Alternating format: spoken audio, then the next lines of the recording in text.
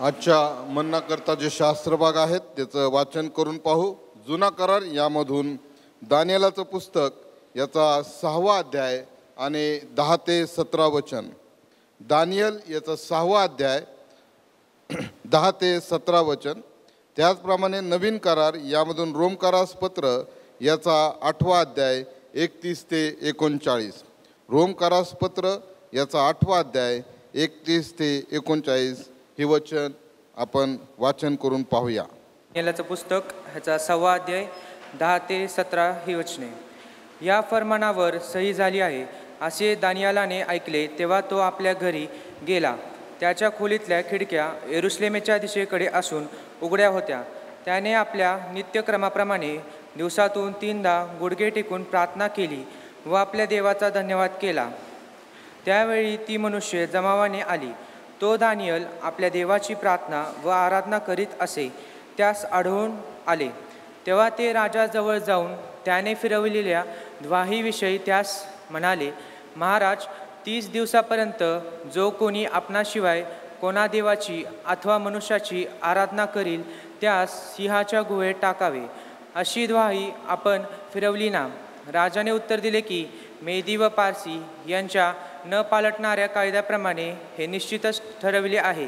तेव्हा ते राजास म्हणाले, महाराज, पकडून आणलेल्या यहुद्यांपैकी तो दानिएल आपणाला व आपण सही केलेल्या द्वाहीला जुमानत नाही, तर तो नित्य 3दा प्रार्थना करीतो। हे शब्द ऐकून राजा फार खिन्न झाला आणि दानिएलाचा बचाव करायचा तो विचार करू लागला। त्याचा बचाव करावा म्हणून त्याने सूर्य मावळेपर्यंत प्रयत्न केला। मग ती मनुष्य राजाकडे जमावाने आली व त्याला म्हणाली, हे राजा, हे लक्षात आण, मेदी व पारसी यांचा असा शिरस्ता आहे की राजाने केलेल्या द्वाह्या किंवा नियम पालटता येत नाही। त्यावर राजाज्ञेवरून दानिएलास आणवून सिंहाच्या गुहेत टाकिले। राजा दानिएलास म्हणाला, ज्या देवाची तू नित्य सेवा करीतोस तो तुला सोडविल।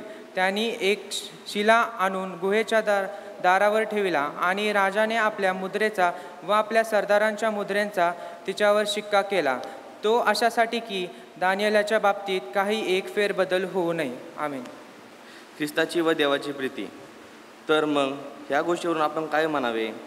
देव आपल्याला अनुकूल असल्यास आपल्याला प्रतिकूल कोण?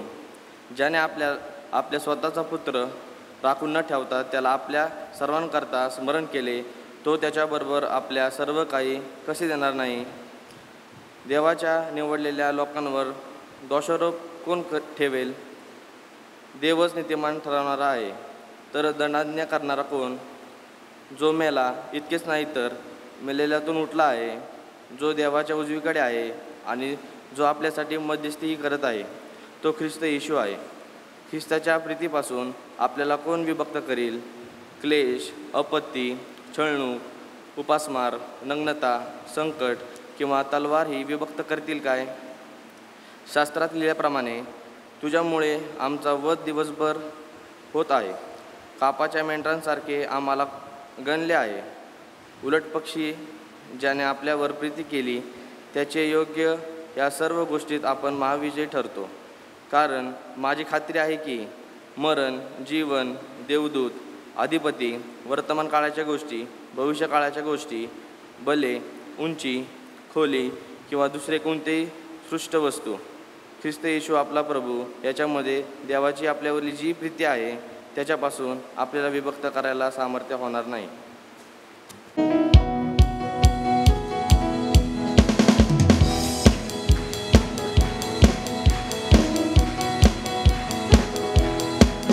तेरी स्तुति प्रशंसा हो, तेरी हर पल महिमा हो।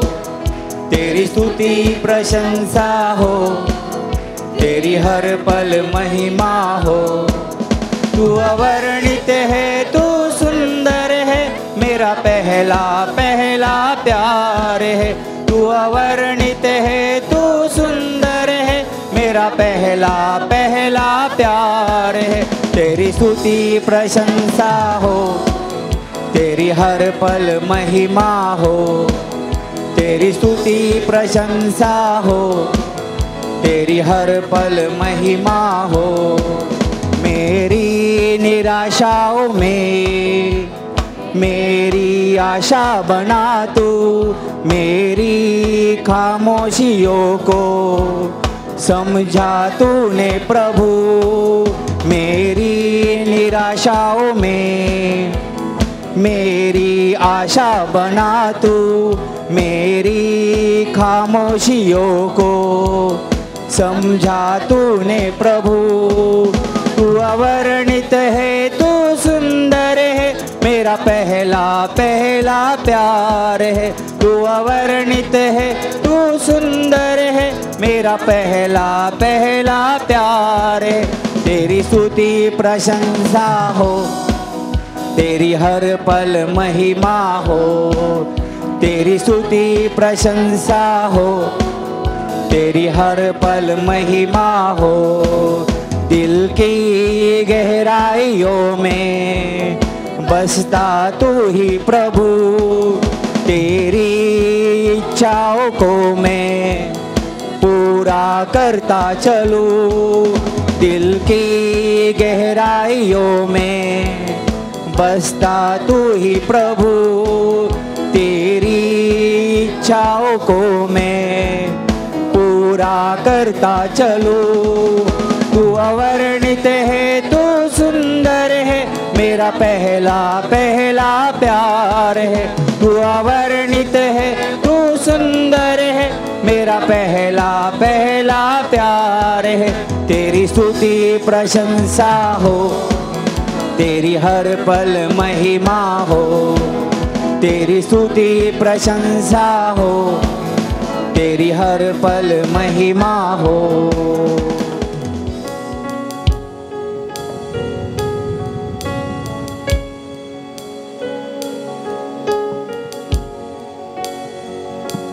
फिर से वो आग बरसा दे, फिर से तूफान आने दे।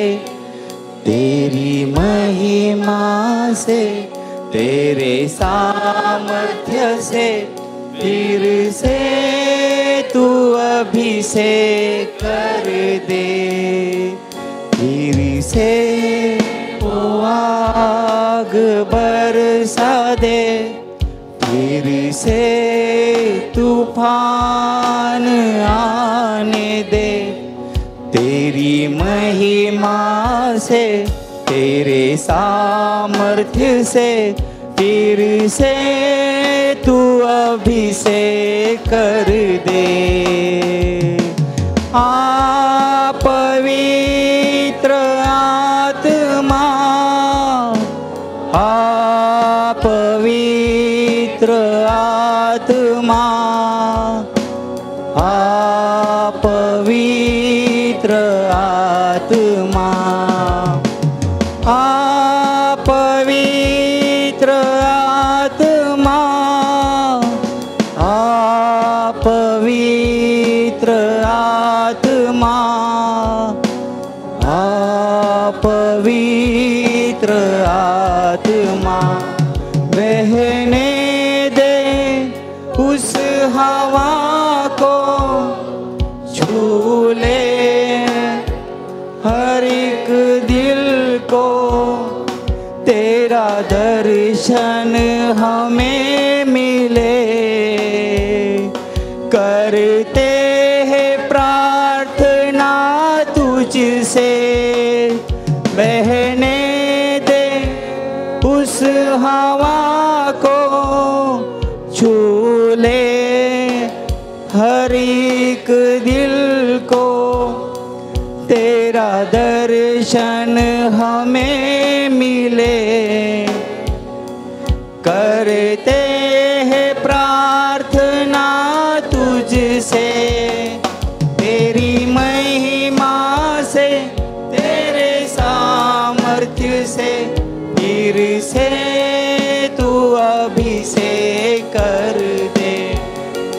तेरी महिमा से, तेरे सामर्थ्य से, फिर से तू अभिषेक कर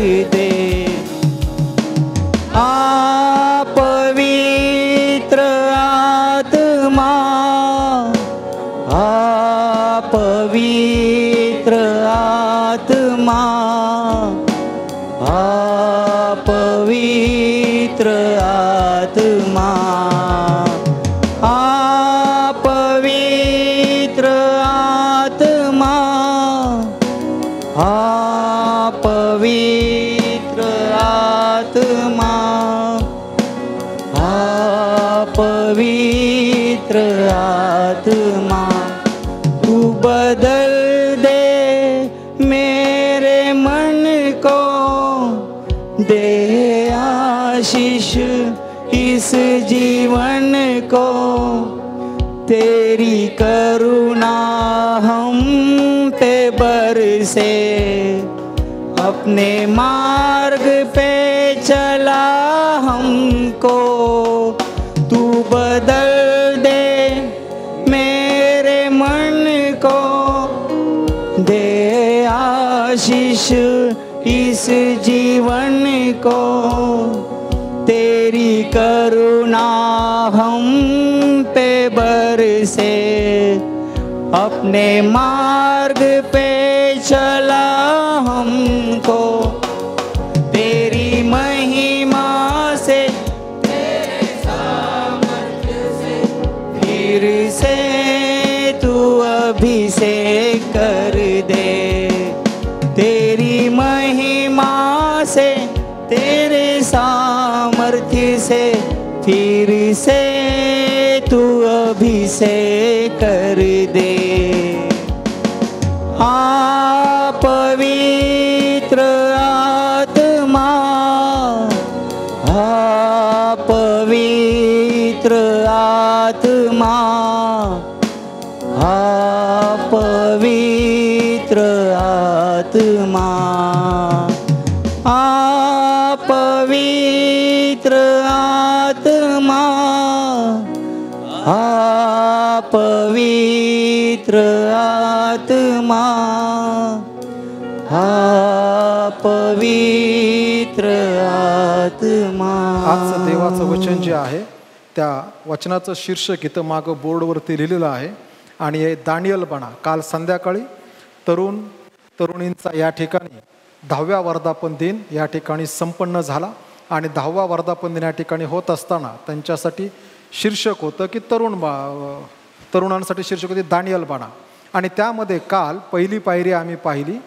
दानियल बनण्यामध्ये सर्वात पहिली महत्त्वाची गोष्ट जी होती ती ही होती की ज्या वेळेस दानियलाला ख्रिस्तपूर्व 605 मध्ये बाबेल देशी नबुखदनेसर राजा घेऊन गेला, त्यावेळेस त्या ठिकाणी नेल्यानंतर नबुखदनेसर राजाने सांगितलं की ह्या यहुदी लोकातील चांगले तरुण निवडून घ्या की ज्यांना मी माझ्या राजदरबारामध्ये 3 वर्षानंतर पाहू इच्छितो.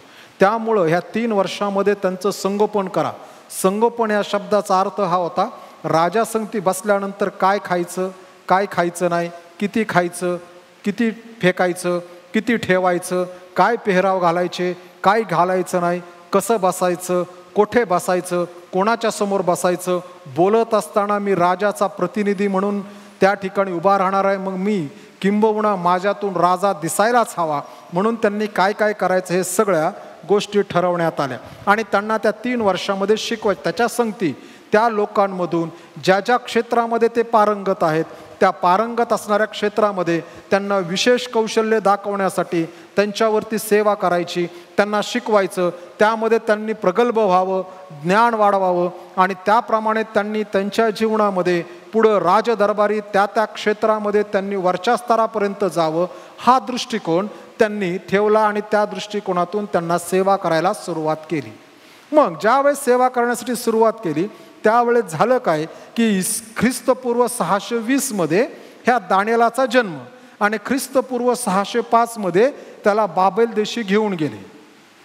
पुन्हा एकदा दोन्ही कालगणनेतल्या असणारं इसवी सन सांगतो. ख्रिस्तपूर्व 620ला दानियेलाचा जन्म झाला आणि ख्रिस्तपूर्व 605ला दानियेलाला बाबेलास देशांतरामध्ये नबुखदनेसर राजा घेऊन गेला. चूक का बरोबर?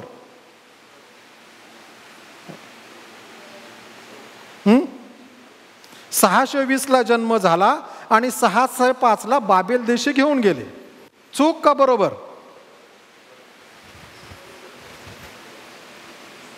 अरे चूक पण नाही बरोबर पण नाही का? बरोबर आहे, चूक आहे. कोण म्हटलं? इकडं आल्यानंतर, इसवी सनात आल्यानंतर संख्या वाढत जाते. 74ला मी जन्म पावलो आणि 2024ला 50 वर्षात झालो. हे इसवी सनामध्ये.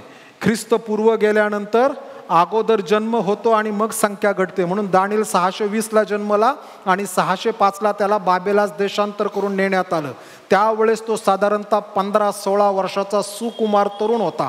पण ज्या वेळेस त्याच्या समोर आणि त्याच्या मित्रांच्या समोर हा प्रश्न आला, त्यावेळेस दानिएल आणि त्याचे 3 मित्र, दानिएल ह्या शब्दाचा अर्थ आहे देव न्यायाधीश आहे, देव न्याय करतो, हा त्याच्या शब्दाचा अर्थ आहे. आणि ज्यावेळेस ते आल्यानंतर त्याच्या नावाच्या असणाऱ्या अर्थाप्रमाणे दानिएल देवाच्या असणाऱ्या योजनेसाठी आणि वचनासाठी तो उभा राहिला. तो म्हणतो की आम्ही राजाने दिलेलं अन्न खाणार नाही, तू आम्हाला शाकान्न दे आणि पाणी प्यायला तेवढं मात्र दे. दानिएल जो उभा राहिला तो त्याचा आत्मा की जो देवापासून त्याला देण्यात आलेला आहे, जे शरीर देवाने त्याला दिलेलं आहे, त्याच्या संगती त्याने विश्वासू राहावं. त्याच्या संगती त्याने कुठल्याही प्रकारे त्याच्या संगती निषिद्ध गोष्टी त्याने खाऊ नयेत. आणि म्हणून तो विनंती करतो. आणि ज्या वेळेस तो त्याचा आत्मा, जीव आणि शरीर यासाठी तो पवित्रतेमध्ये राहण्यासाठी मी अन्न खाणार नाही, माझ्या संगती तिघही खाणार नाहीत, याविषयी तो निर्णय घेतो. त्याचा जो निर्णय आहे तो पवित्र शास्त्र आधारित आहे. कारण की परमेश्वराने इस्रायल लोकांना नियमशास्त्र ज्या वेळेस मोशेच्या करवी सिनाय पर्वतावर दिलं, त्यावेळेस परमेश्वराने इस्रायल लोकांना अत्यंत स्पष्टपणे सांगितलं होतं की त्यांनी काय खायचं आणि काय खायचं नाही. आणि म्हणून तो म्हणतो मी करणार आहे. दुसरी महत्वाची गोष्ट होती की राजदरबारामधून येणाऱ्या ज्या गोष्टी आहेत, राजासंगती माझी आयडेंटिटी नाही, तर माझी आयडेंटिटी, माझी ओळख सर्वसमर्थ परमेश्वर ज्याने अब्रामामध्ये आमच्या कुळाला निवडून घेतलं, त्याच्या संगती आमची असणारी ओळख आहे. माझी ओळख जगातल्या नबुखदनेस्सर राजा संगती नाही. हे सिद्ध करण्यासाठी हे चौघजण म्हणतात आम्ही फक्त शाकान्न खाऊ आणि मग आम्हाला फक्त पाणी द्या, आम्हाला दुसरं कोणतंही पेय नसावं. 10 दिवसानंतर ज्यावेळेस पाहिलं त्यावेळेस हे देवासाठी उभे राहिले, देवाचं वचन पाळण्यासाठी उभे राहिले. आणि म्हणून देवाने त्यांच्या चेहऱ्यावर इतर तरुणांपेक्षा जास्त तेज दिलं. ज्यावेळेस आम्ही देवाच्या वचनासाठी उभा राहतो त्यावेळेस देव आमच्यासाठी उभा राहतो. दुसरी महत्वाची गोष्ट मग घडते की ज्यावेळेस त्यांच्या चेहऱ्यावर तेज आलं, 3 वर्षाचा काळ संपल्यानंतर मग नबुखदनेस्सर राजाच्या समोर सर्व तरुण मंडळी हजर करण्यात आली, उभे करण्यात आले. आणि त्यावेळेस त्यांची परीक्षा घेतल्यानंतर एक गोष्ट लक्षामध्ये आले की दानिएल, शद्रक, मेशक आणि अबेदनगो हे इतरांपेक्षा ज्ञानामध्ये सर्वश्रेष्ठ ठरले. त्यांच्याकडं इतरांपेक्षा जास्त ज्ञान होतं. ज्या वेळेस आम्ही पवित्र शास्त्रानुसार देवासंगती विश्वासू राहण्याची निवड करतो त्यावेळेस देव आम्हाला शारीरिक दृष्टिकोनातून संपन्न करतो. त्याच वेळेस तो आम्हाला ज्ञान, बुद्धी, चातुर्य देऊन देखील देव संपन्न करतो. आणि तिसरी महत्वाची गोष्ट दानिएलाविषयी लिहिली, मग राजाने 3 न्यायाधिकारी नेमले आणि त्या तिघांमध्ये दानिएल श्रेष्ठ ठरला.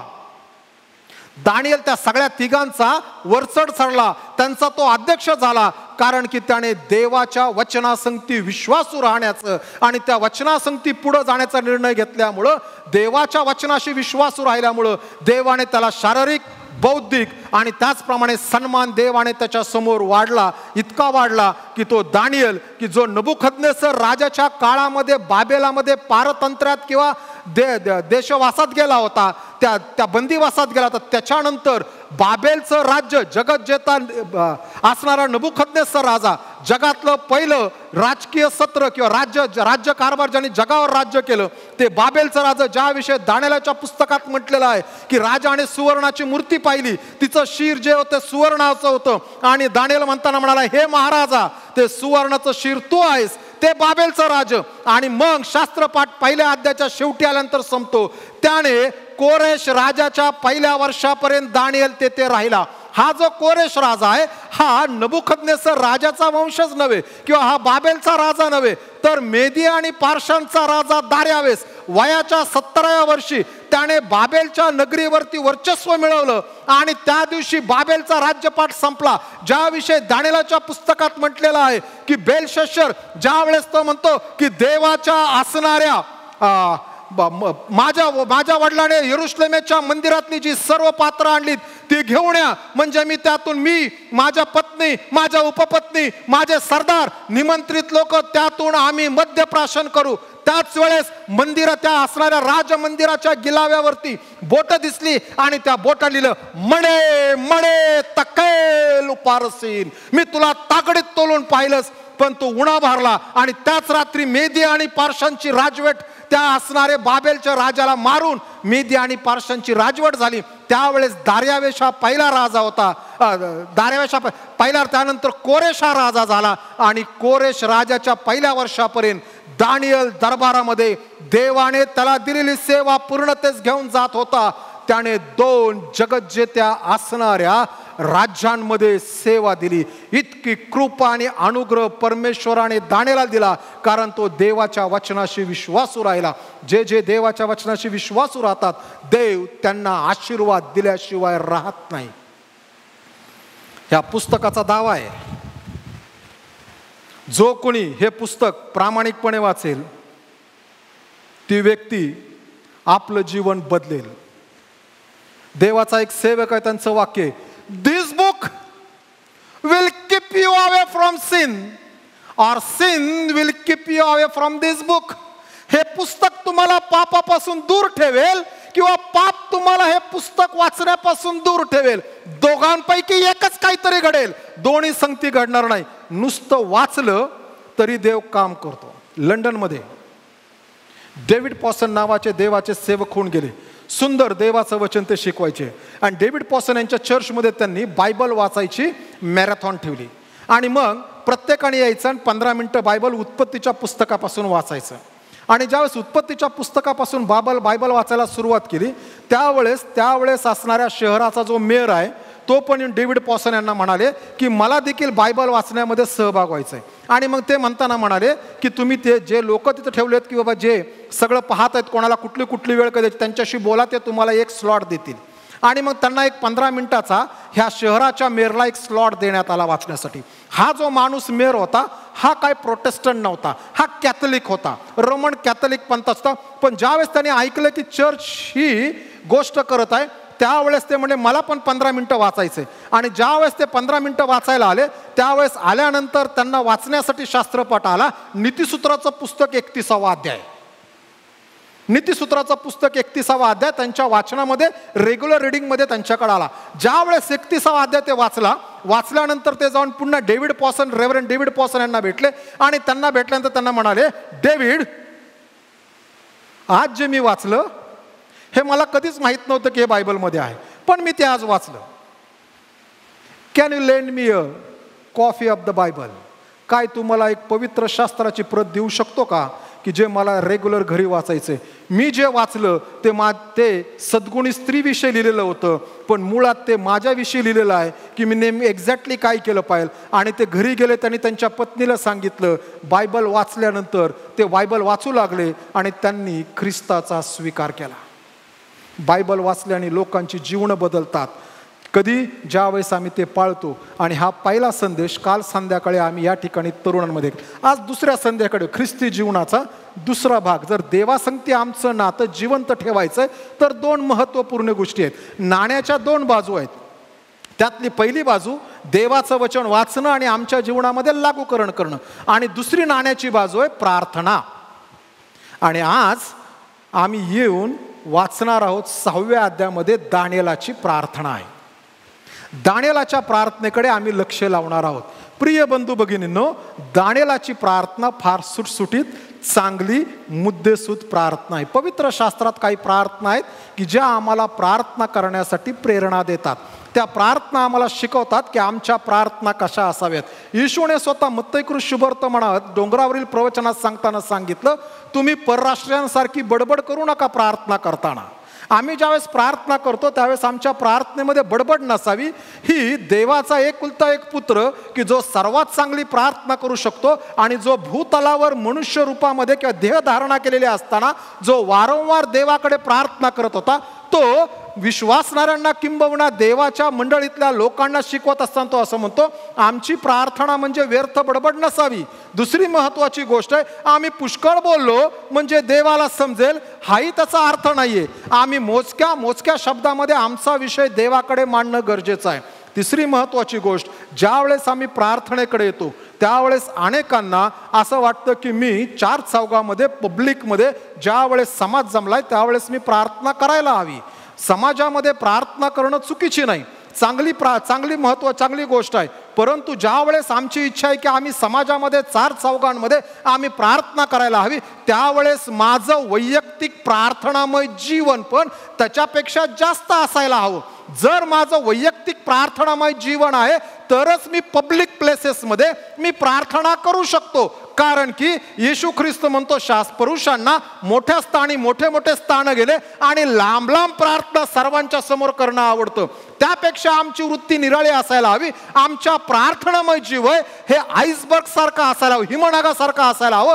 हिमनगामध्ये 1/8 भाग वर दिसतो आणि 1/7 भाग 7 भाग खाली आहेत, 1 भाग वर दिसतो. आमचं वैयक्तिक प्रार्थनामय जीवन हे 7मय असायला हवं. त्यावेळेस आम्ही 1/8 प्रार्थना करण्यासाठी मान्य आहोत. ज्यावेळेस आम्ही प्रार्थना करतो त्यावेळेस आमच्या प्रार्थना ह्या लोकांना ऐकवण्यासाठी नसतात, तर ते माझं आणि देवाचं वैयक्तिक नातं आहे. म्हणून प्रार्थना म्हणजे संदेश नसतो. प्रार्थना म्हणजे माझं आणि देवाचं वैयक्तिक नातं आहे. आम्ही देवासंगती आमच्या असणाऱ्या गोष्टी मांडतो आणि ज्या वेळेस आम्ही ह्या दानिएलाच्या प्रार्थनेकडे येतो, सुंदर प्रार्थना दानिएलाने मांडली. दानिएलाचं स्वतःचं प्रार्थनामय जीवन फार चांगलं होतं. तो दिवसातून किती वेळेस प्रार्थना करायचा? 3 वेळेस प्रार्थना करायचा. शास्त्र सांगतं त्याच्या नियमाप्रमाणे. आणि हा दानिएल दिवसातून जो 3 वेळेस प्रार्थना करायचा, ह्या दानिएलाच्या प्रार्थनेकडे आम्ही यावेळेस लक्ष देणार आहोत. हा दानिएल ह्याला प्रार्थना करण्याचं का सुचलं किंवा हा का सुचलं म्हणून त्याने प्रार्थना केली नाही, परंतु ह्याचं रोजचं रुटीन लाईफ आहे. दिवसातून 3दा प्रार्थना करायची आणि 3दा प्रार्थना करत असताना मात्र त्या दिवशी त्याच्या रुटीन प्रेयर लाईफमध्ये आता अडचण निर्माण झाली होती. कारण की या राजाने त्याच्या असणाऱ्या काही लोकांनी त्याला सल्ला देणाऱ्या लोकांनी सांगितलं, महाराज आमची अशी इच्छा आहे की तुम्ही स्वतःची तुमची उपासना व्हावी, तुमच्याशिवाय दुसऱ्या कोणाचीही तुमच्या प्रांतामध्ये कुठेही उपासना होऊ नये. आणि त्यांनी त्या राजालाही बरं वाटलं की लोक मला देव करू लागलेत. जगामध्ये अनेकांना देव होण्याची लालसा आहे. अनेकांना असं वाटतं की मी देव म्हणून पूजला जावं, परंतु भूतलावरती स्त्रीपासून जन्मल्यामध्ये केवळ जगाचा तारणारा प्रभू येशू ख्रिस्त हा एकमेव आहे की जो सर्वसमर्थ देवाचा एकुलता एक पुत्र देव असताना त्याने देहधारणा केली आणि तो मनुष्य झाला. जगामध्ये अनेकांना देव होण्याची इच्छा आहे. वेगवेगळ्या पद्धतीने लोक देव होण्याचा प्रयत्न करतात. त्यांच्या असणाऱ्या अवतीभोवतीच्या सर्कलमध्ये त्यांना असं वाटतं की आम्ही देव होऊ. आणि त्यावेळेस डिक्री पास झाली की राजाशिवाय कोणाची उपासना करायची नाही. दानिएलाच्या कानावरती देखील ही बातमी गेली की आता माझ्या असणाऱ्या प्रार्थनामय जीवनामध्ये अडखळण आलं. माझी प्रार्थना आता मला करायची. माझा तर देवासंगती नित्य नियम आहे. दिवसातून 3दा मी प्रार्थना देवाकडे सादर करतो. आज राजाने ही द्वाही फिरवले. राजाने हा GR काढलाय की हा GR आहे की आता आजच्या भाषेत GR, राजाने GR काढलाय की बाबा माझ्याशिवाय कोणी दुसरी उपासना करायची नाही. त्यावेळेस दानिएल आपल्या घरामध्ये आला आणि त्याच्या मागं त्याच्यावर पाळत ठेवलेले लोक त्याच्या मागं आले आणि त्यांनी हे पाहिलं की दानिएल आपल्या खोलीमध्ये गेला. जी खोलीमध्ये खिडकी यरुशलेमेच्या बाजूने उघडी होती, शास्त्र स्पष्टपणे लिहितं ती खोली यरुशलेमेच्या बाजूने उघडी होते. त्याने त्या ठिकाणी उभा राहून यरुशलेमेकडे दृष्टी लावून आपलं तोंड करून प्रार्थना केली. का त्याने यरुशलेमेच्याकडे तोंड करून प्रार्थना केली? कारण की हा दानिएल देवाच्या वचनावरती विश्वास ठेवणारा मनुष्य आहे. ह्या दानिएला माहित आहे की आमचा पूर्वज की जो शलोमोन राजा याने ज्या वेळेस परमेश्वराने दाविदाला सांगितलं, दाविदा तू मंदिर बांध आणि दाविदाची इच्छा झाली मंदिर बांधावं, आणि परमेश्वर म्हणाला दाविदा तू मंदिर बांधू शकणार नाही, तुझ्या हाताला रक्त लागलेलं आहे आणि म्हणून तू मंदिर बांधायचं नाहीस, तुझ्यानंतर तुझा मुलगा मंदिर बांधेल. आणि परमेश्वराने शल्मोनाला सर्व प्रकारचं शहाणपण, ज्ञान, बुद्धी, चातुर्याने संपन्न केलं. आणि शल्मोनाने त्या असणाऱ्या टेम्पल माउंटवरती परमेश्वराचं गौरव प्रदर्शित होईल, देवाचं वैभव माणसाच्या समोर प्रगट होईल, असं अद्भुत वैभवशाली मंदिर त्याने त्या ठिकाणी ते उभा केलं. आणि हे जे मंदिर त्याने उभा केलं ते मंदिर पाहिल्यानंतर जगभरातले लोक आश्चर्यचकित व्हायचे, काय सुंदर हे मंदिर आहे. परंतु ते मंदिर उभा झाल्यानंतर शल्मोनाने बऱ्याच मंदिर बांधताना आटी टाकल्या होत्या की मंदिराच्या आत काय करायचं, मंदिराच्या बाहेर काय करायचं, मंदिरामध्ये कोटे काय ठेवायचं. आणि देवाने त्याला दिलेल्या शहाणपणापेक्षा पूर्वी देवाने दिलेल्या निवास मंडपाच्या अनेक पट मोठं मंदिर बांधलं गेलं. त्या मंदिराकडे पाहिल्यानंतर लोकांना आश्चर्य वाटायचं, काय ही कलाकृती याने उभा केलेली आहे. असा हा शल्मोन राजा हे सगळं उभा राहिल्यानंतर देवाच्या मंदिराच्या समर्पणाच्या दिवशी तो देवाच्या समोर उभा राहून म्हणतो, हे परमेश्वरा, तू तुझा सेवक दावीद याला दिलेल्या अभिवचनाप्रमाणे तू हे पूर्णतेस नेलेला आहे. तो थोडक्यात हे म्हणतो, माझी ही लायकी नव्हती, तू माझ्या वडिलाला दिलेल्या अभिवचनाप्रमाणे हे केलं. दृष्टांत पिढ्यान पिढ्या पुढे जायला हवा. दाविदांनी सांगितलं, शल्मोना लक्ष ठेव, हे तुला करणं गरजेचं आहे आणि हा दृष्टांत पुढे जाणं गरजेचं, तू मंदिर बांध. तो म्हणतो, हे देवा, माझ्या वडिलांना तू दिलेलं अभिवचन, माझ्या बापाला दिलेलं अभिवचनापर्यंत पूर्णत्व झालं, तू येतपर्यंत घेऊन आला. आणि मग ह्या शल्मोन राजाने देवाकडे प्रार्थना सादर केली, हे देवा, जो कोणी ह्या मंदिरामध्ये येऊन प्रार्थना करेल त्याची अर्पण तू मान्य कर, त्याची प्रार्थना मान्य कर. हे देवा, जर यदा कदाचित आमचे लोक परागंदा झाले, जगात पसरले, पण त्या जगात ते कोठे असतील, त्यांनी यरुशलेमेच्या दृष्टीकडे, यरुशलेमेकडे तोंड करून जर प्रार्थना केली तर हे दयाने द्या, तू आपल्या स्वर्गीय धामामधून त्याची प्रार्थना तू ऐक. एवढंच नव्हे, हे देवा, जर एखादा परराष्ट्रीयाने या यरुशलेमेच्या मंदिराकडे तोंड करून प्रार्थना केली तर ती प्रार्थना तुझ्या समोर सादर हो आणि त्याचं उत्तर देणारा तू दे बाप हो. शल्मोनाने ज्या वेळेस प्रार्थना केली त्यावेळेस शल्मोन हात वर करून देवाच्या समक्षतेमध्ये प्रार्थना करत राहिला. आणि ही प्रार्थना सगळी झाल्यानंतर मग देव शल्मोना संगती बोलतो आणि शल्मोनाला म्हणतो, शल्मोना, तू राजा असून माझ्या समोर नम्र झालास, तू राजा असून माझ्या समोर हात वर करून. वर हात करण्याचा अर्थ काय माहितीये का? वर हात करण्याचा अर्थ काय? देवा, मी रिकामी हाताचा आहे, माझ्याकडे जे काय आहे ना ते माझं नाही, हे तू मला दिलेलं आहेस. मी देवा सर्वस्वी तुझ्यावर अवलंबून आहे. भले मंदिर उभा राहिले परंतु तुझ्या कृपेशिवाय हे उभा राहू शकलं नसतं. आणि देवा, केवळ मंदिराचा काही उपयोग नाही, ज्या वेळेस ह्या मंदिरातली प्रार्थना तू ऐकशील त्यावेळेस ह्या मंदिराला गौरव प्राप्त होईल. तो हात करून उभा राहिला. म्हणून स्तोत्र सहित अनेक वेळेस म्हटले, पुरुषांनी हात वर करून प्रार्थना करावी. ह्याचा अर्थ शास्त्र हे सांगतं, पुरुषांनी हे मान्य केलं पाहिजे, मी काही नाही, देव माझ्याकडून करून घेत आहे. डबल आमेन. शास्त्रामध्ये आम्हाला वारंवार वाचायला भेटतं. नीतिसूत्राच्या पुस्तकात शल्मोन राजा लिहित असताना म्हणतो, बायबल स्टडी नीतिसूत्रात शल्मोन राजा नीतिसूत्राच्या पुस्तकामध्ये लिहित असताना तो, पुरुषाने असं करावं, भावाने तसं करावं, पुरुषाने तसं करावं, पुरुषाने हे करावं. नवीन करात आल्यानंतर संत पाऊल लिहिताना म्हणतो, इफिसीतील पवित्र बंधुजन हो. तिथं लिहिलंय काय? Brother and sisters. काय लिहिलंय? ओनली ब्रदर्स, भावांनो. कारण की देवाचा विश्वास आहे, घरातल्या कुटुंबातला पुरुष हा जर देवाच्या सानिध्यात असेल तर त्याची पत्नी आणि त्याची लेकरं देवाच्या सानिध्यामध्ये वाढतील. म्हणून शल्मोन ज्यावेळेस प्रार्थना करतो ना हात वर करून, हे देवा, मी रिकामी हाताने आलोय, माझं गौरव, माझा सन्मान, माझं ज्ञान, माझं बुद्धिचातुर्य की जे तू मला दिलेलं आहेस ते मी सगळं खाली सोडून आलोय, तुझ्या समक्ष उभा आहे. आणि म्हणून म्हणतो देव, शल्मोना, तू हात वर करून माझ्याकडे प्रार्थना केली, स्वतःला तू रिक्त केलंस, तू रिकामी झालास आणि म्हणून मी तुझी प्रार्थना ऐकली आहे. त्या प्रार्थनेचं लागूकरण म्हणून दानिएल त्यानंतर बऱ्याच वर्षाने 1960ला शल्मोनाने मंदिर 960 ख्रिस्तपूर्व 960 मध्ये शल्मोनाने मंदिर बांधलं होतं. त्यानंतर 605च्या नंतरच्या काळामध्ये हा असणारा म्हणजे साधारणतः 608-9च्या काळामध्ये किंवा त्यानंतर पुढं बरेच वर्षानंतर तो हे झाल्यानंतर हा असणारा दानिएल जो आहे हा त्या नियमानुसार देव यरुशलेमेकडे तोंड करून प्रार्थना केल्यानंतर देव प्रार्थना ऐकतो हे सत्य त्याला माहीत आहे. म्हणून तो नित्य नियमाने आपली खोलीमध्ये आल्यानंतर जी उघडी खिडकी यरुशलेमेकडे आहे तिच्याकडे हात जोडून देवाच्या समोर हात वर करून गुडघ्यावर येऊन देवाच्या समोर उभा राहून तो प्रार्थना करायचा. यहुदी लोकांची प्रार्थना करायची सिस्टम निराळी आहे, आपली प्रार्थनेची सिस्टम निराळी आहे. यहुदी माणूस देवाच्या समोर कधीही स्तब्ध राहून प्रार्थना करत नाही. आम्ही फार रुबाबात देवाकडे प्रार्थना करतो.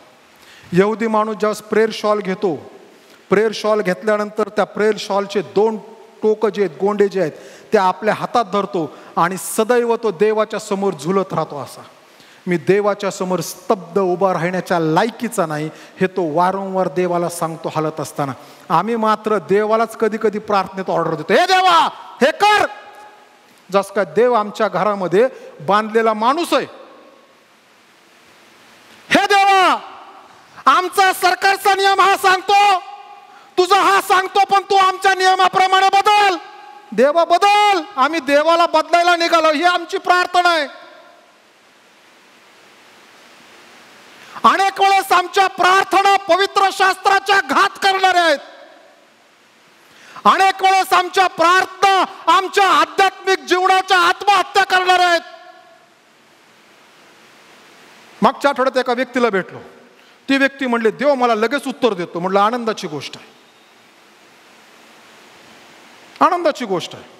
मी म्हटलं मला माहित नाही, पण देवाने ज्याच्या संगती वार्तालाप केला आणि युगे लोकांना मार्गदर्शक तत्व जगामध्ये असावीत म्हणून ज्याच्याकडे त्याने नियमशास्त्र सोपवलं त्या मोशेला त्याने 7 दिवस तसाच बसवलाय. बरोबर आहे ना हो? शास्त्र सांगतं मोशे 7 दिवस शांत होता, ना देव बोलला ना मोशे बोलला. तुझं बरं आहे म्हटलं बाबा. एक जण म्हणला मी स्वर्गात जाऊन आलो. म्हणलं स्वर्गात काय? शोधायला पाहिजे स्वर्गात काय. बायबलनुसार जर स्वर्ग सांगितलं तर आहे.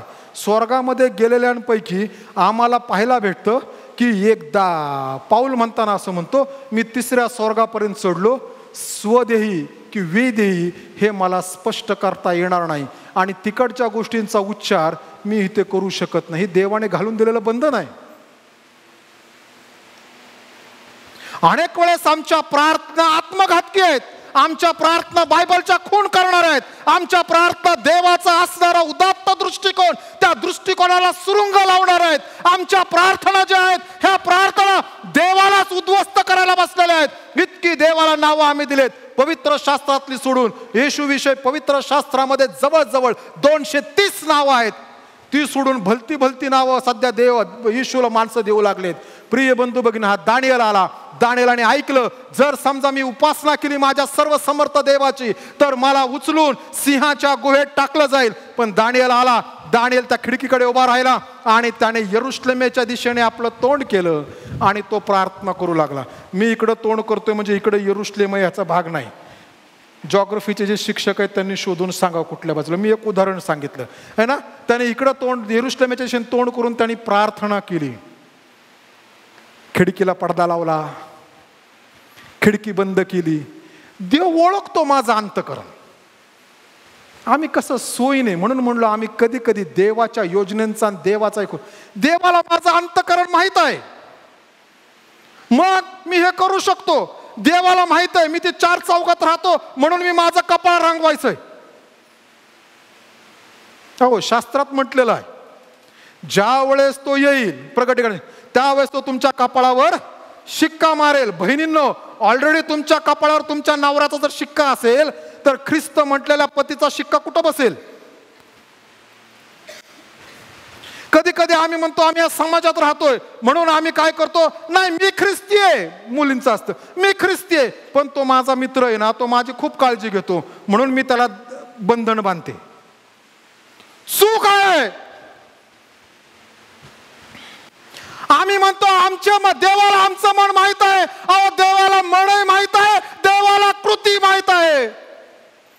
मी फार लहान होतो, 3री-4थीत असताना माझी आजी मला म्हटली, गेला ना शाळेमध्ये, हिथं लावायचं नाही, हिथं लावायचं. माझा त्यावेळेसपासून प्रश्न, पूर्वीपासून देवाने एक कृपा ओतली की थोडं तिरक विचार करायचा किंवा वेगळा विचार. का? मी म्हणालो हिथं लावलं काय हिथं लावलं काय एकच आहे ना, लावलंच ना.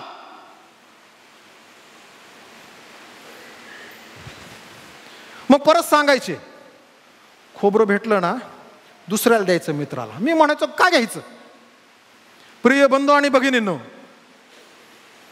आम्ही अनेक वेळेस देवाला माहित आहे, ह्या दानियेलाला माहित होतं ना माझा देव अंतःकरण पाहतो, पण माझं रोजचं रुटीन आहे की मी खिडकी उघडी असतानाच प्रार्थना करतो. मग आज राजाने जरी ग्वाही दिली, राजाने जरी आज्ञा फिरवली, तर मला उघड्या खिडकीच्या समोरच माझ्या नियमाप्रमाणे 3दा प्रार्थना करायला हवी.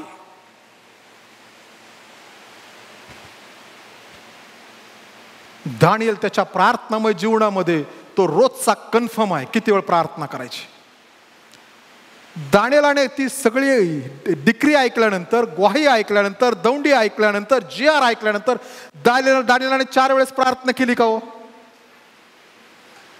एकदाच केली का? देवाला माहिती आहे मी 3दा करतो, आज असं निघालंय कुणी मला, देवा एकदाच करतो, आज कुणी बघितलं नाही, तू बाकीच्या 2 वेळेचं समजून घे.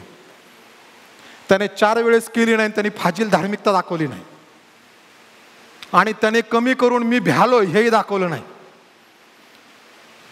कधी कधी आमच्यावरती गोष्टी आल्या की आम्ही इतक्या प्रार्थनेच्या मागं पळतो, लगेच whole night prayer, 3 hours prayer, 5 hours prayer, 10 days prayer.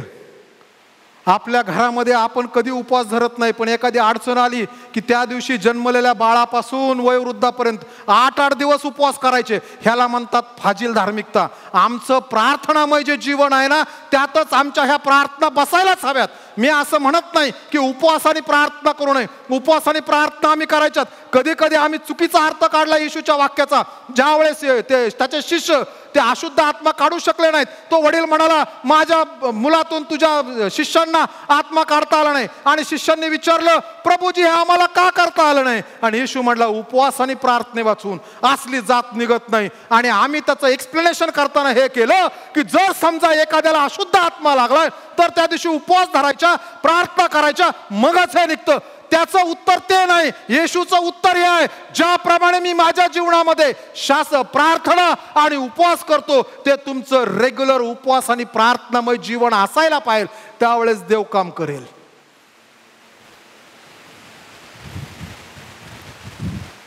हा दानियेल म्हणतो राजाने काही सांगू, देव सांगतो ते मला ऐकायचंय माझ्या नियमाप्रमाणे. देवा मी तुझ्या संगती अग्रीमेंट केले.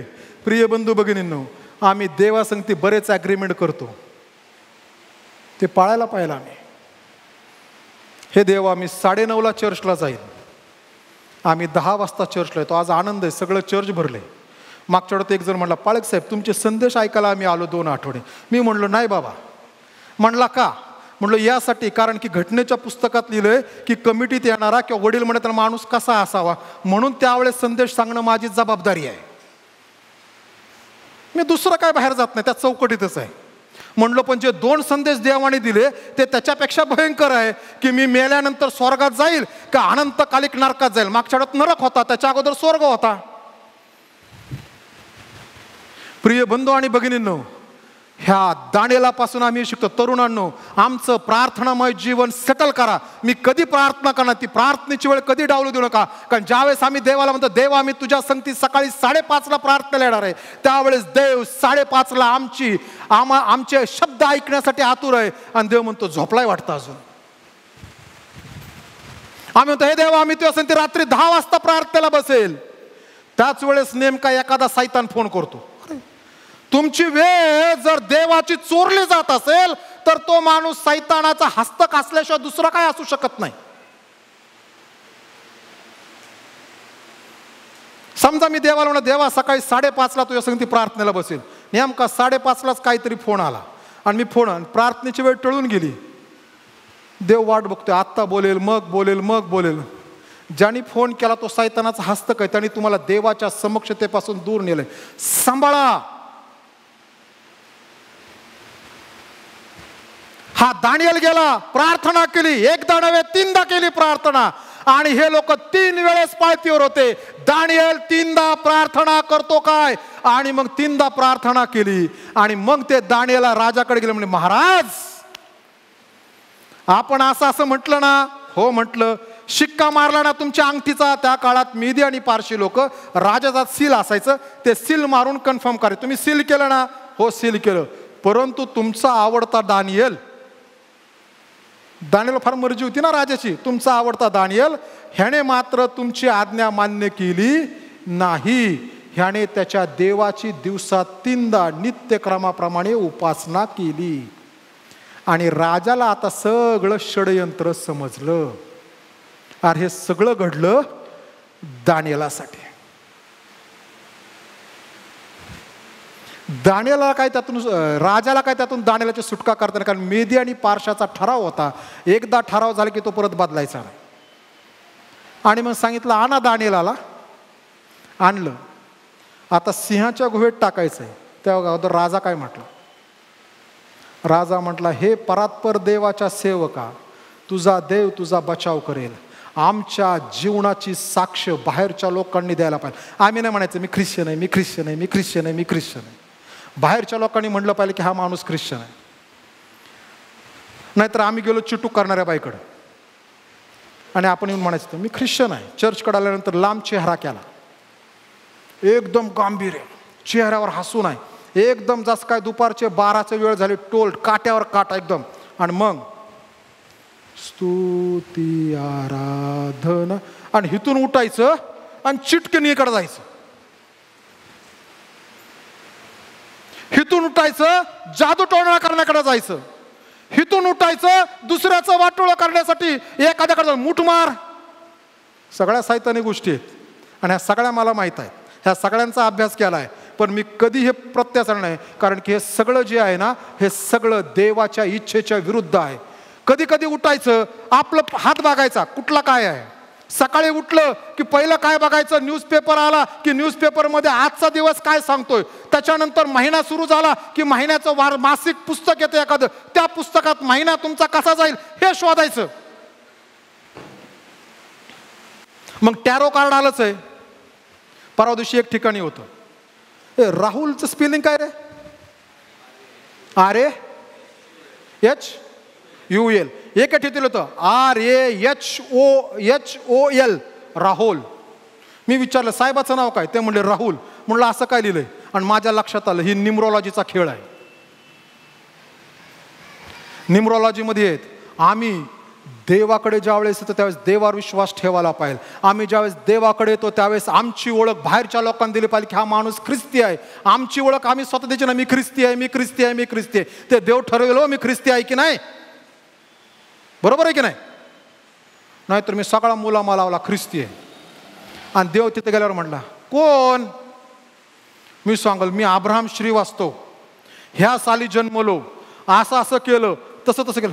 देव म्हणेल मी तुला ओळखत नाही, मी तुला ओळखत नाही. आता माझं नाव काढायचं.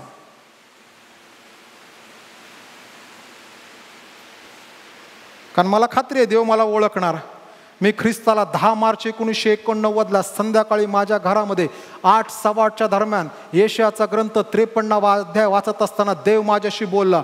कारण त्या अगोदर माझी वृत्ती होती की मी पापी नाही, आणि त्या दिवशी देव माझ्याशी बोलला तू पापी आहेस, तुझ्या पापासाठी येशू वधस्तंभावर मरण पावला, आणि त्या येशूंच्यासाठी हाल हाल सहन केले, आणि त्या दिवशी मी येशूचा स्वीकार केला. म्हणून मी अनेक वेळेस सांगतो बरेच बक्षिसं भेटतील, पण एक माझ्यासाठी ठेवलं देवाने, आणि ते आहे मी देवाने पाळकीय सेवेसाठी बोल, त्यासाठी मी होय म्हणलो. त्या पाचार म्हणून आजपर्यंत विश्वासूपणे पाळकीय सेवा देवाच्या सांगतो त्याप्रमाणे करत आहे. म्हणून न कोमेजणारा हार देव घेऊन उभा राहील. आज जरी मेलं तरी म्हणेल भल्या व विश्वासुद्धा असा ये, बाकीचं नंतर बघू, परंतु हा न कोमेजणारा हार तुझा आहे तो घेऊन जा. कारण तो पण कोण देईल, मुख्य मेंढपाळ प्रभू येशू ख्रिस्त स्वतः त्याच्या हाताने देईल. पण तिकडचे सन्मान जे आहेत ते आम्हाला सन्मानित होण्यासाठी नाहीत, परत ते सन्मान काढायचे आणि सर्व समर्थ देवाच्या समोर ठेवायचे आणि हात वर करून म्हणायचं पवित्र पवित्र पवित्र.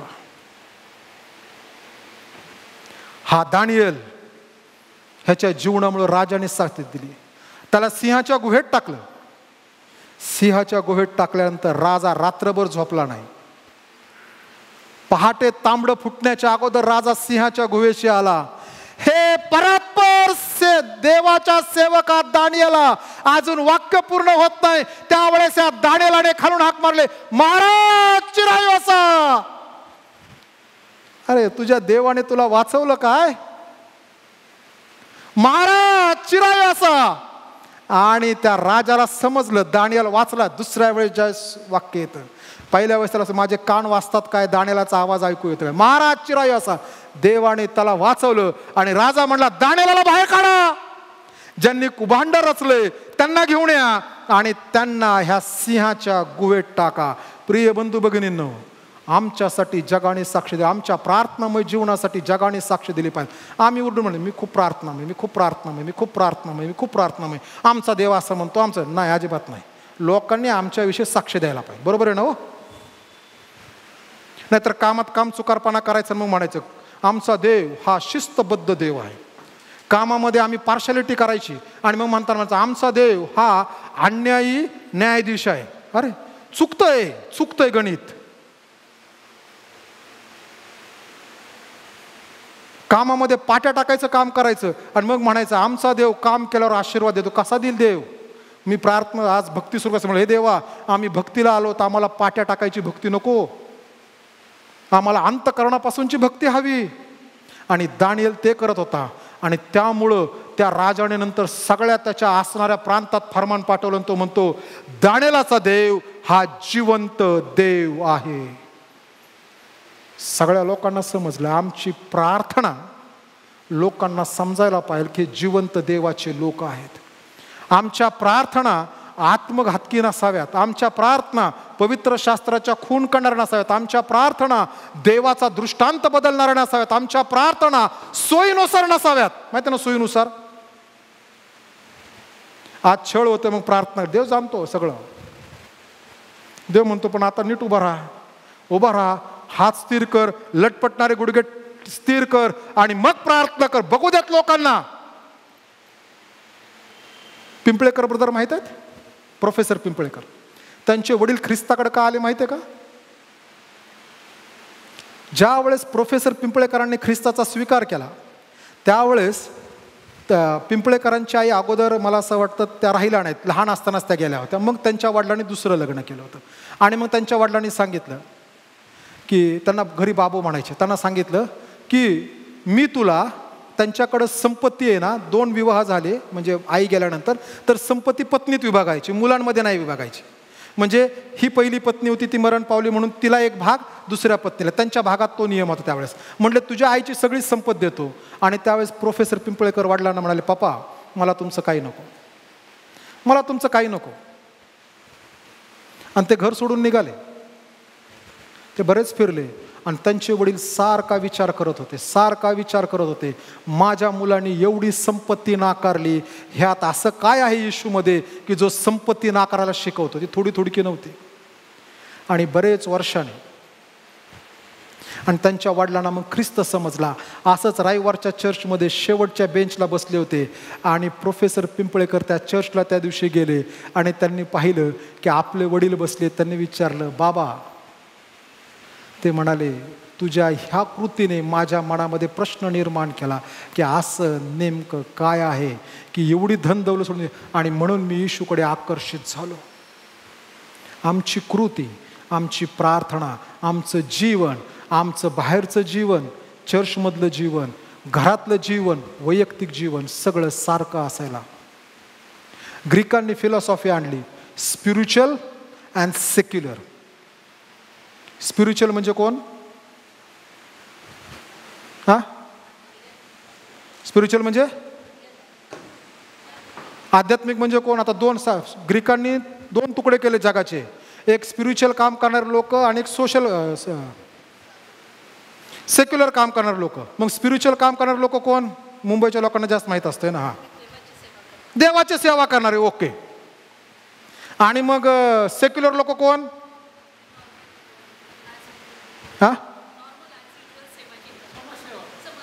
समाजसेवा म्हणजे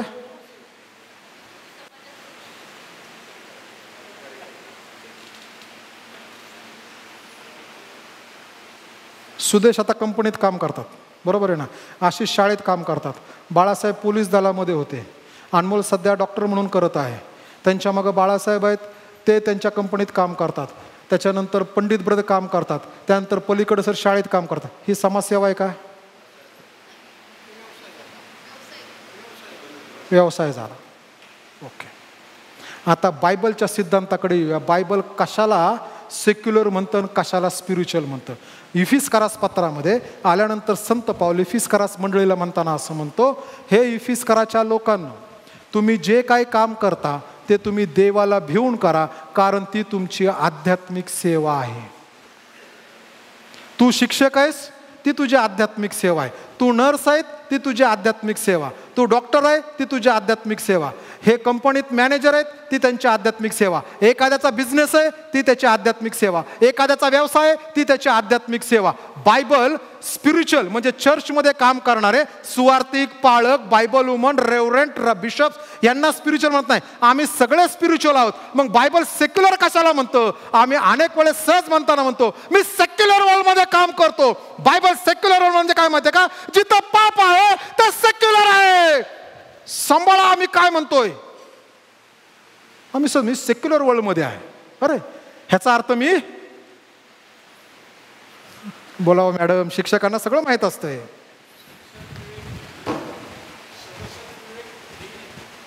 नाही, सत्सदयोग बुद्धी पण बायबल सांगतं डाग लावलेली आहे.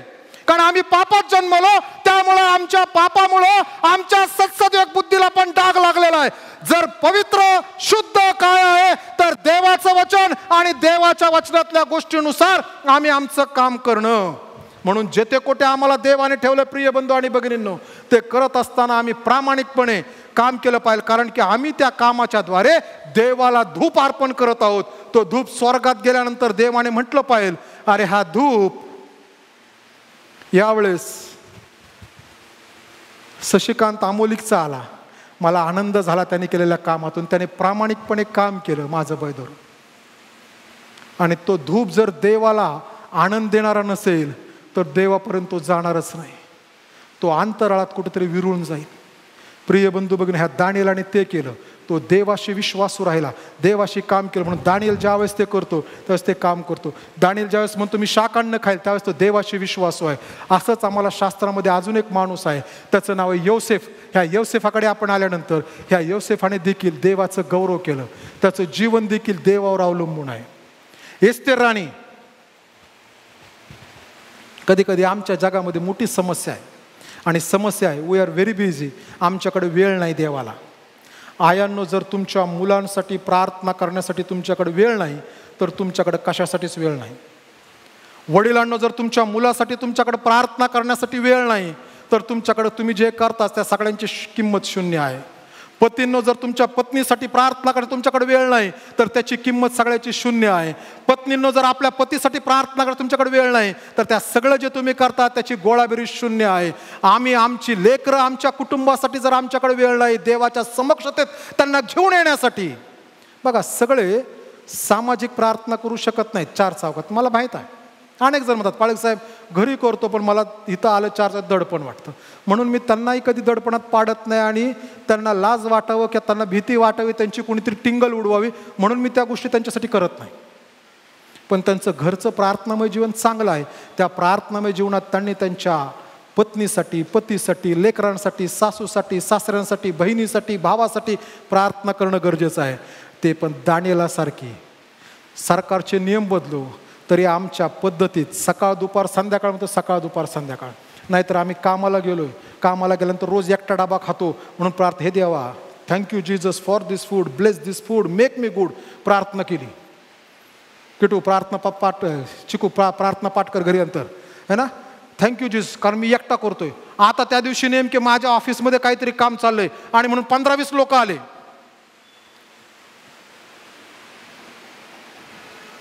देवाला अंतकरण समजतंय. अरे मग इतक्या दिवस का अंतकरणातच केली नाही, का तोंड उघडून केली? आम्ही अनेक वेळेस शास्त्र वाचतो. कसं वाचतो माहिती आहे का? काढलं योहान कृष्ण शुभवर्तमान 1 अध्याय. आम्ही कुठं वाचतो? मनात वाचतो. प्रकटीकरणाच्या पुस्तकाच्या पहिल्या अध्यायामध्ये लिहिलंय, जो कोणी हे वचन वाचून दाखवणारा, आणि ग्रीक शब्द आहे जोराने वाचणारा. आपलं वैयक्तिक बायबल वाचताना पण जोराने वाचायला पाहिजे.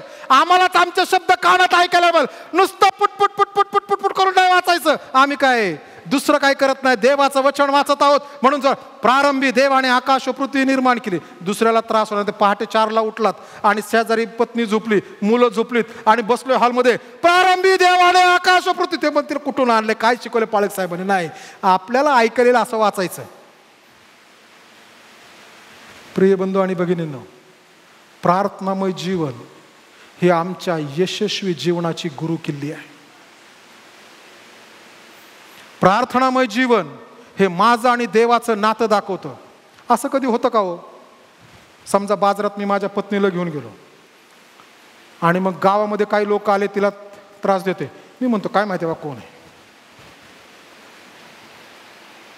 नाही ना. आता बरं आहे, पाळक झालो, देवाने कृपा केली म्हणून. तारण व्हायच्या अगोदर भयंकर होतो. देवाने तिथून उडून आणले बाहेर. पण आम्ही उभा राहतो लगेच आपल्या जोडीदारासंगती. समजा एखादा पती, त्याला बिचाराला काय करता येत नाही, पण त्याला कुणीतरी 4 चौकात, बाजारात गेलेत, इंदापूर चौकात आलेत 2-4 जण आणि त्याला धरलं कासंडी, त्याला धरलं कानाखाली, मारत राहिले. ती पत्नी काय करत? अरे मला नाही माहिती बा कोण आहे, जाऊ दे, ते बघू देत, त्यांचं काय, आपलं घरी गेल्यावर बघू. घरात आपण पती पत्नी आहे, इथं नाही. असं होतंय का? नाही. अहो, ती बाई किती शांत असेल तर ती त्यावेळेस त्या चौघांवरती वाघिणीसारखी धावून जाईल. माझ्या पतीला तुम्ही मारता का?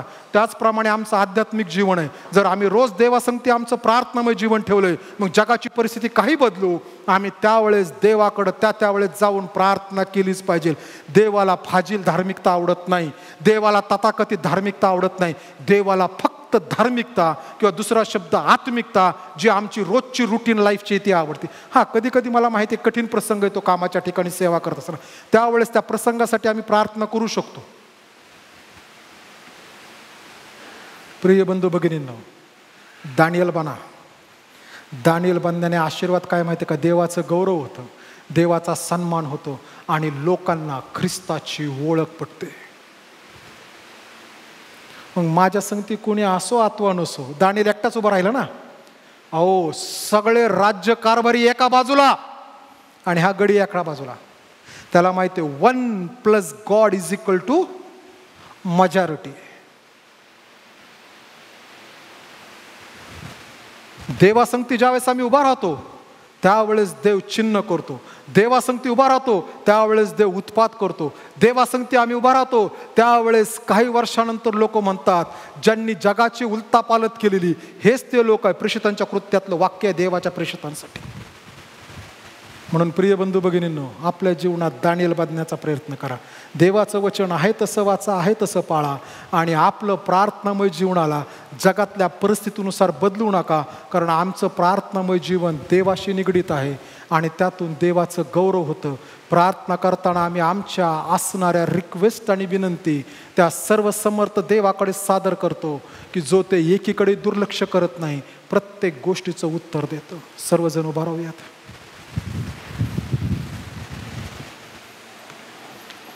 प्रार्थना करूयात. त्यानंतर प्रभूने शिकवलेली प्रार्थना आणि त्यानंतर सुवंदेवा परात्पर म्हणून आजच्या उपासनेचा समारोप करूयात. हे प्रभुदेवा, आम्ही तुझ्या नावाला धन्यवाद देतो, स्तुती करतो, उंचावतो. तुझा सेवक दानियल, त्याच्या जीवनासाठी आम्ही धन्यवाद देतो, कारण त्याचं पुस्तक आजही आमच्याशी बोलतं, स्पष्ट बोलतं, पृथक करून बोलतो. म्हणून धन्यवाद देतो, गौरव आणि सन्मान देतो. काल संध्याकाळी आणि आजचा हा संदेश जे तू आम्हाला दिलास त्यासाठी मान आणि महिमा तुला देतो. तुझ्या नावाला उंचावतो, उपकार स्तुती करतो. आमचं प्रार्थनामय जीवन आणि आमचं बायबलचं अनुकरण कधी परिस्थितीनुसार बदलवणे अशी कृपा तू. आम्ही तुझ्याशी विश्वासू राहू म्हणून तो आमचा पुढारी. तुझ्या पवित्र आत्म्याला वारंवार आमचा शिक्षक होऊ देत. यावेळेस प्रार्थना करतो, ज्यांनी आज उघडपणे ख्रिस्ताचा स्वीकार केला, ह्या 8 जणांना तुझ्या सर्व समर्थ गौरवी हातामध्ये समर्पित करतो. त्यांचं जीवाचं, आत्म्याचं, शरीराचं रक्षण तू कर. त्यांची वृद्धी करणारा दे बाप तू हो देत परमेश्वरा. येणाऱ्या वर्षामध्ये ह्या 8 जणांकडून आणखीन 8 जणांच्या तारणासाठी ह्यांचं जीवन कारणीभूत ठरू देत. आम्ही आमचं समर्पण तुझ्या हातामध्ये करतो. तुझी कृपा आणि तुझा अनुग्रह आमच्या संगती असू देत. विभक्त होत असताना तुझी कृपा आम्हा प्रत्येकासंगती असू देत. ह्या आठवड्यातली प्रत्येक सेवा तुझा पुत्र प्रभू येशू ख्रिस्त याच्या नावामध्ये आशीर्वादाने पूर्णतेस घेऊन जाणारा दे बाप तू. प्रार्थना प्रभू येशू ख्रिस्त आमचा गौरवी तारणारा याच्याद्वारे मागतो म्हणून तो ऐक. आमेन.